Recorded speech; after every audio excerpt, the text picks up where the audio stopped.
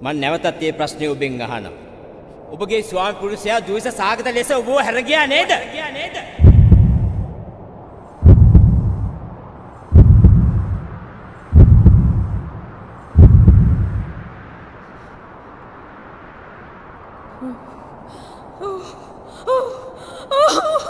ආලවන්ත හීනයේ නුඹේ රූපය දෙනවා රහසින් නැවිතින් පෙනලලතම සිඹෙනවා ආලවන්ත හීනයේ නුඹේ රූපය දෙනවා රහසින් නැවිතින් එසෙනෙහි මානි වෙනවා